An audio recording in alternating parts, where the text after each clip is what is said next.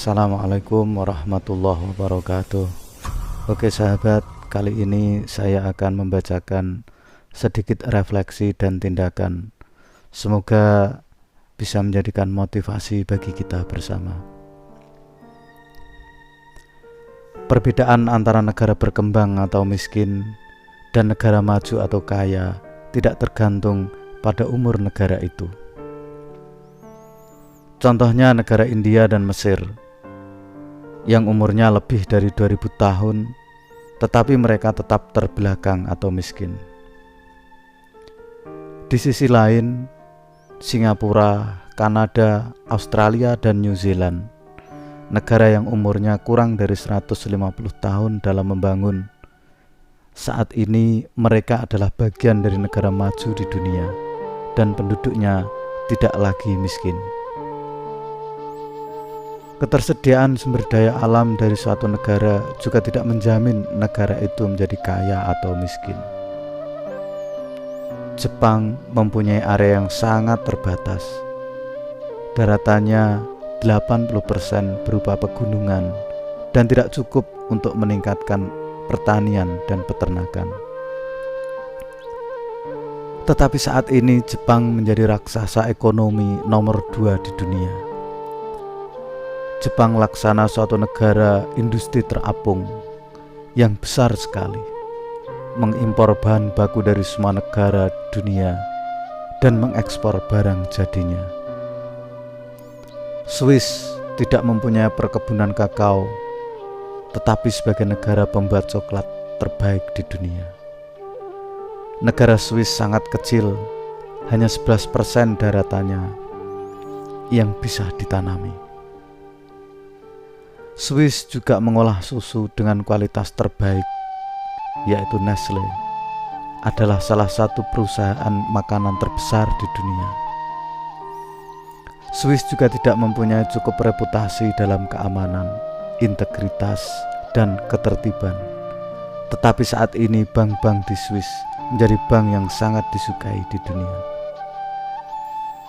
Para eksekutif dari negara maju yang berkomunikasi dengan temannya dari negara-negara terbelakang akan sependapat bahwa tidak ada perbedaan yang signifikan dalam hal kecerdasan. Ras atau warna kulit juga bukan faktor penting.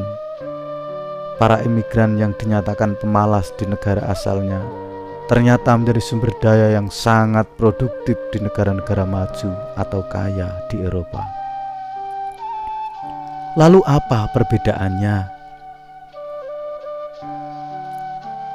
Perbedaannya adalah pada sikap atau perilaku masyarakatnya yang telah dibentuk sepanjang tahun melalui kebudayaan dan pendidikan.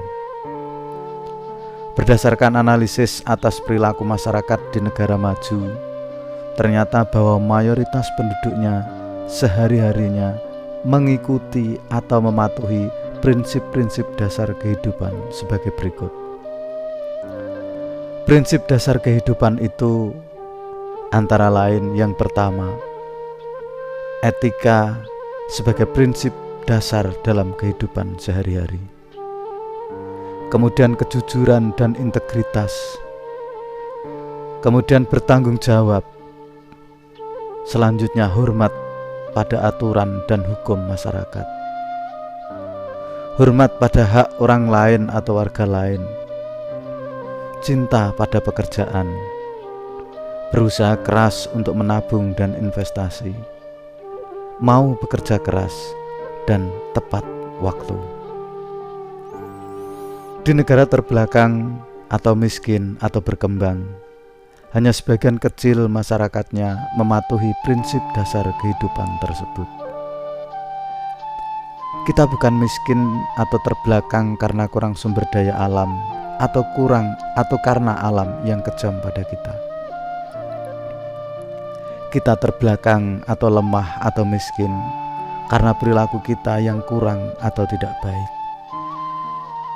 Kita kekurangan kemauan untuk mematuhi dan mengajarkan prinsip dasar kehidupan yang akan memungkinkan masyarakat kita pantas membangun masyarakat, ekonomi, dan negara.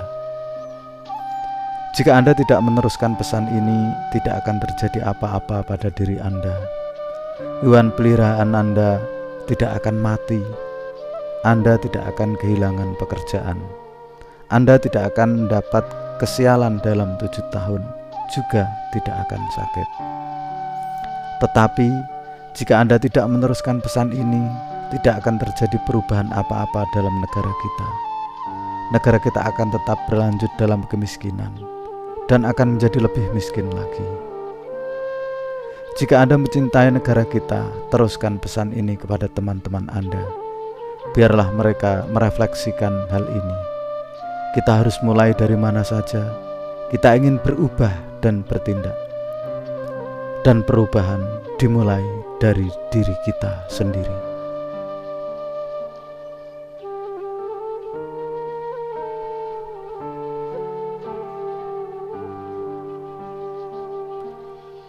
Demikian, terima kasih.